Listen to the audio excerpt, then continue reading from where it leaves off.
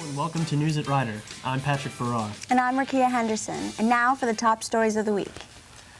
Democrat Al Gore and Republican George W. Bush, still locked in a dead heat in their race for the White House, wrangled over taxes, spending, and Social Security reform on the campaign trail Thursday. The latest NBC News poll showed the race as tight as ever, with Bush favored by 45% of likely voters and Gore with 43%, a statistical tie. A new review of Chinese military documents provided a defector in 1995 has led U.S. intelligence agencies to conclude that Chinese espionage has gathered more American missile technology than nuclear weapons secrets. The conclusion was reached only this year because the CIA and other intelligence agency linguists did not fully translate a huge pile of secret Chinese documents, totaling 13,000 pages, until 4 years after the agency obtained them, according to a senior law enforcement official who described the delay as a major blunder. After two joy-filled homecomings, Wednesday was a day for mourning at the USS Cole's home port as dignitaries and shipmates attended a memorial service for 17 sailors killed or presumed dead in the terror attack that crippled the warship. President Bill Clinton told the mourners that the United States would not rest until the culprits were captured. Recently, presidential candidate George W. Bush visited Neshaminy High School in Langhorne, Pennsylvania. Stephanie Farina has the story. George W. Bush and wife Laura are expected to arrive here at Neshaminy High School around 1:30 this afternoon. Now with them will be Governor Ridge, Lieutenant Governor Schweiker, Dick Vermeil, and the superintendent of the schools. Other political figures are expected to attend. The lines were long and security was tight getting into the Fred Gertz Gymnasium. People of all ages were represented and the school's enthusiasm was jumping. Classroom today. This is a class with 900 of our kids and community members and war veterans, and it's just exciting. Senior class president Michael Grant welcomed Governor Ridge and Lieutenant Governor Schweiker. Then Mrs. Laura Bush introduced her husband. I believe that by passing money back to people and giving them more money to spend is an integral part of doing that. We can do both. Pay down debt, relieve taxes, but it requires fiscal discipline. Students and voters were able to question Governor Bush's values, and he didn't hesitate to be honest. On the abortion issue, I am pro-life. Good people disagree on the issue. Good people disagree. And we need to work on a culture of personal responsibility where people need... When each topic from military morale to Medicare was covered, Neshaminy honored Governor and Mrs. Bush with a gift and a small after-party. So what part does New Jersey play? New Jersey, does have a fair number of electoral votes, not quite as much as Pennsylvania. I think at the moment they're thinking New Jersey's leaning pretty heavily to Gore. So I've seen less appearances there than Pennsylvania. But when you consider the New York City and Philadelphia appearances, those get all over Jersey anyway, so it's kind of like campaigning in Jersey, too. And campaign they did. News at Ryder even got in on the action as the Bushes stuck around to give autographs. The Bush campaign will now hit the trail. Next stop, Michigan. But before they left, Governor Bush appealed to the crowd, saying, "Let me lead you where they did not." Reporting from Neshaminy High School, I'm Stephanie Farina, News at Ryder. Thanks, Stephanie. In Gulu, Uganda, international experts fortified the hospital at ground zero of Uganda's Ebola outbreak on Thursday the 19th, training doctors and nurses while trying to protect them from the swift and deadly virus that has so far killed 41 people. Ugandan health officials said on Thursday that the outbreak was restricted to Gulu and had not spread. The Ebola virus usually kills its victims faster than it spreads, burning out before it can reach too far. About 4 days after contracting the virus, the victim develops a headache, fever, and chest pains. In the later stages, the virus begins to attack internal organs. Between 80% and 90% of Ebola victims die of the disease within 2 weeks of infection. Researchers do not know what causes Ebola outbreaks. The outbreak is the first time the disease has been found in Uganda. When we return, we'll have the latest in music technology.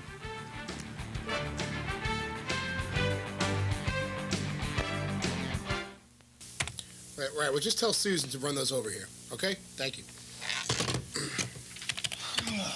Hey, what's the matter with you? I was up all night last night working on this presentation for the CEO. I don't think I'm going to get that job promotion I wanted. And to top it all off, I heard we're not getting Christmas bonuses. Could really use a pick-me-up. Water!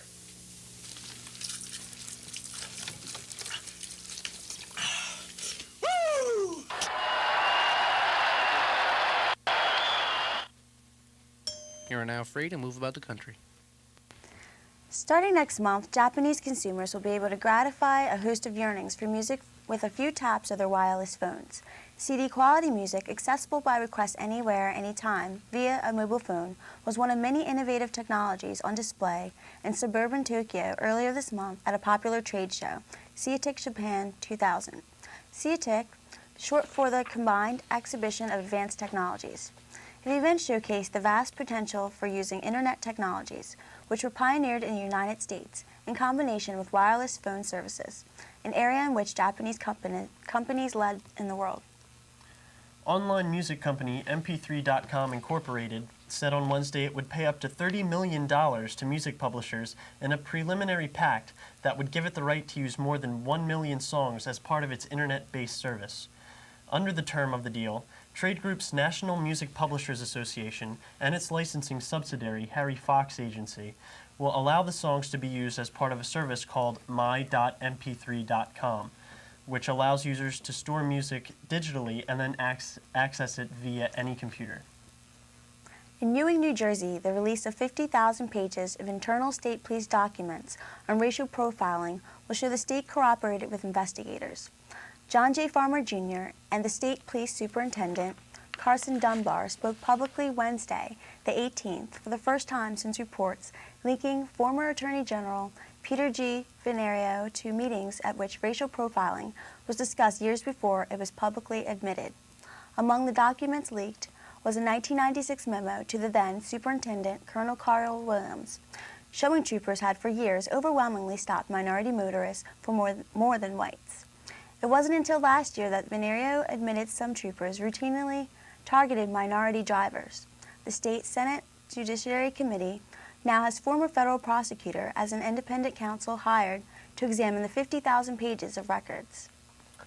Spacewalkers Mike Lopez Alegria and Jeff Wissoff wrapped up a 7-hour weightless work site at about 6 p.m. Alegria and Wissoff worked their way through the busy timeline with only a few hitches. NASA has been testing a device called the Simplified Aid for EVA Rescue, aka SAFER, a small thruster that attaches to a spacewalker's backpack. SAFER is purposely designed to be as small and as unobtrusive as possible. Sources say that it is hard to comprehend how many brand new systems, components, and widgets will be linked together on the U.S. space system. After the break, we'll have the latest on Jada Pinkett Smith's new movie. And Resident Evil fans get an early Halloween treat.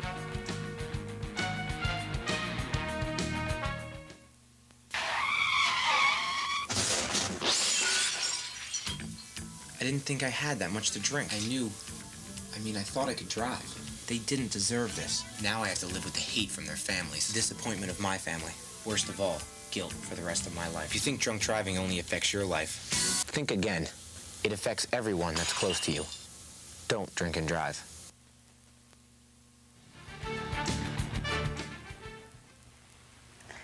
Jada Pinkett Smith may be adding another dimension to her resume. The actress is in talks to appear in the second and third installments of The Matrix, to be filmed back-to-back in Australia. Though little is being revealed about the super-secretive plot, Smith's character, Niobe, will play the love interest of Morpheus, Lawrence Fishburne, who is set to return with Keanu Reeves, Carrie-Anne Moss, and Hugo Weaving. Resident Evil fans, get ready for an early Halloween treat. Your favorite scary video game is finally headed to the big screen. The story follows a military task force battling to save the world from a powerful supercomputer that runs amok. The Special Tactics and Rescue Squad, STAR, must face and defeat hundreds of scientists who have mutated into flesh-eating zombies due to a laboratory accident. Resident Evil starts shooting in January in London. It's scheduled for a Halloween 2001 release. A stork delivery of titanic proportions has happened across the pond. British actress Kate Winslet and her husband, Jim Trepelton, gave birth to a baby girl, Mia. Both mother and daughter are reportedly doing well. The 25-year-old star gave birth in London last Thursday. Drew Lachey wed childhood sweetheart Leah Delacave in a hush-hush ceremony at a church in downtown Cincinnati on Saturday. Jerry Delacave, the mother of the bride, told the Cincinnati Enquirer the two lovebirds, who are both 24 and Cincinnati natives, have known each other since the 5th grade. Both attended the School for the Creative and Performing Arts, as did Lachey's 98 Degrees bandmate Nick Lachey, Drew's brother, and Justin Jeffrey. Many Rider students have long practiced the motto, "It is far better to give than to receive." 7 in particular will stand out this year at Rider University's first Community Scholars, courtesy of funding from the Corella and Bertram F. Bonner Foundation and American Corps. Selected based upon their past community work, academic achievements, and financial need, each student is serving the Greater Trenton area in various capacities, making a commitment to complete 450 hours of community service and training throughout this calendar year. Each community scholar will receive a Bonner Foundation stipend of $2,380 and an American Corps Educational Award of $1,181 each, upon satisfactory completion of the 450 hours of service and training.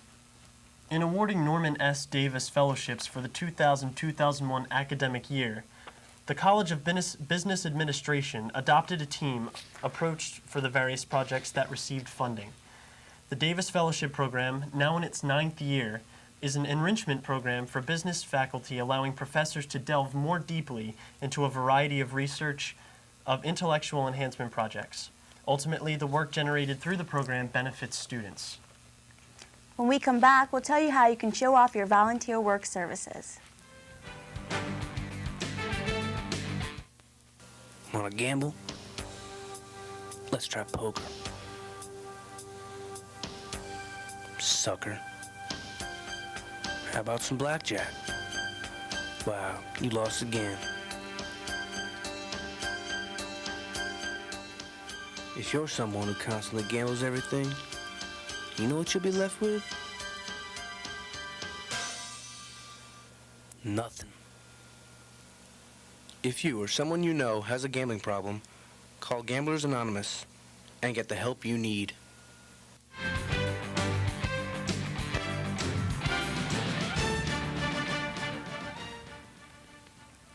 Do you volunteer your services to benefit others in the local community on or off campus? Don Brown, Director of Multicultural Center, would like to know who you are and just how you help others. Within the next few weeks, he will distribute a questionnaire to faculty, staff, and students to create a database on the community service activists right here at Rider. More details will be announced online under Newswire shortly. Sophomores Nicholas Kofi Guerra, Ronald Dela Cruz, and junior Annie J. Pena have been selected as Gates Millennium Scholars for the 2000-2001 school year. Gates Millennium Scholars demonstrate high academic achievement, leadership capabilities, and financial need. The scholarship, funded by a grant from the Bill and Melinda Gates Foundation, promotes academic excellence and further enhances minority students' access to higher education. The award covers tuition, fees, books, and other living expenses. The university has unveiled its plans for a new facility with the announcement of the completion of the design phase of a $12.3 million sports and recreation center and the beginning of an effort to raise funds for the project. The initiative calls for the construction of $9.8 million, 3,000-seat arena, and a $2.5 million renovation of alumni gymnasium. David A. Tierno, retiring Chief Human Resources Officer, Consulting Services for Ernst & Young, has agreed to join Rider University's College of Business Administration as an executive advisor to the dean to help conceptualize and position the Center for the Development of Leadership Skills. As the Chief Human Resources Officer for Ernst & Young's Consulting Services Division, Tierno, a resident of Princeton, oversaw the human resources management responsibilities for more than 12,000 employees in the United States, Canada, and Latin America. After the break, we'll have Rebecca Horn with the sports.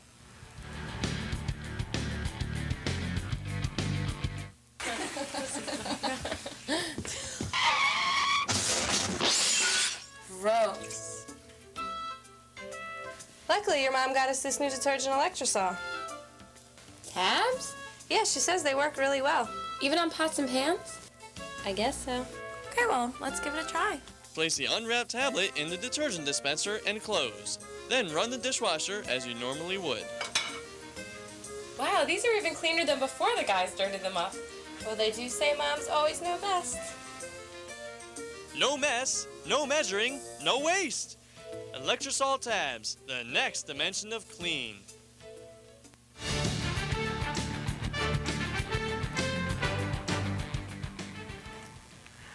You know, guys, I didn't get to go to Midnight Madness on Friday. I missed it. I'm sorry, but I hear you got some information on it, don't you? Yeah. Okay. Well, it's October and colleges around the nation get ready for the first official basketball practice of the season. Ryder is no exception. Midnight Madness got kicked off on Friday the 13th, and we were there. Alumni Gym was transformed into a graveyard on Friday the 13th. Midnight Madness took place there later that night, and I found the many people who helped plan this exciting event.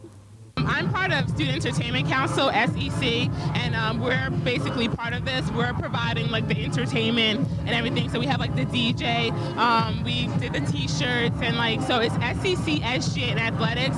So we're like all kind of helping out, and we have like the freshman emerging leaders who are also helping out.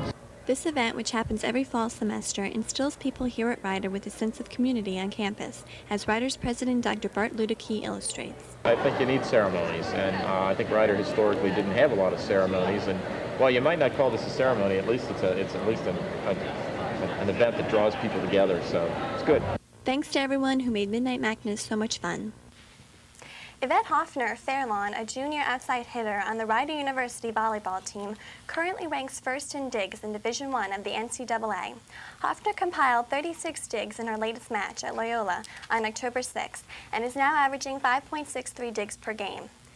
Hoffner has played in all 52 games for the Bronx and has 293 digs. As the Rider Female Athlete of the Month for September, Hoffner is the first Rider athlete to rank first in the nation in a statistical category since 1988, when Bronx baseball player Ken Kremer won the national batting title. The golf team won 3 of its matches on Wednesday. They defeated Monmouth, Fairleigh Dickinson, and Long Island to bring its record to 4-1-1.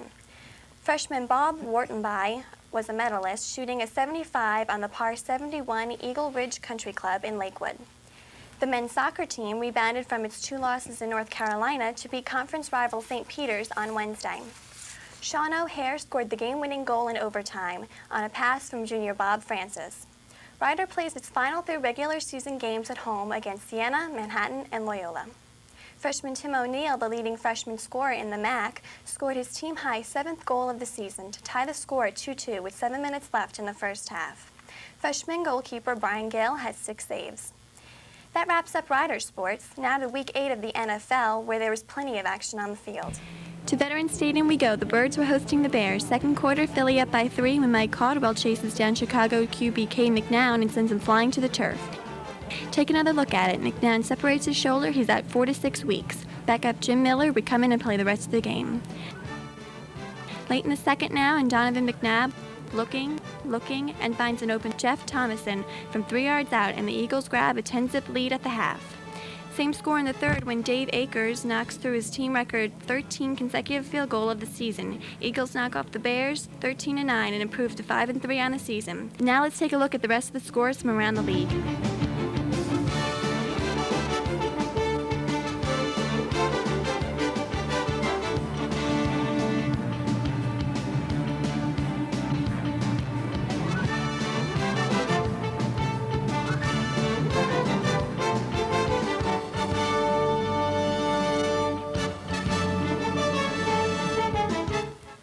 On to Major League Baseball. The St. Louis Cardinals took on the New York Mets in Game 5 of the National League Championship Series at Shea Stadium in Queens, New York. No score in the first when Algardo Alfonso swings the base hit to left. Jay Payton scores 1-0 Mets. It's now 3-0 Mets in the fourth when Todd Zeal slaps a bases-loaded double to right center. Perez, Piazza, and Ventura all come around the score, and the Mets jump to a 6-0 lead. Mike Hampton cruising, gets Fernando Vini swinging, then Jim Edmonds chasing. He would take a 7-0 lead into the ninth and gets Rick Wilkins to fly out to center to end the game and send the Mets to their first World Series since 1986. Now to the Bronx, where the Yankees were playing host to the Seattle Mariners for Game 6 of the ALCS. The Mariners were trying to stay alive to force a Game 7. Things were looking good early for them as Carlos Guillen takes Al Duque yard with a 2-1 bomb in the fourth, 4-0 Seattle.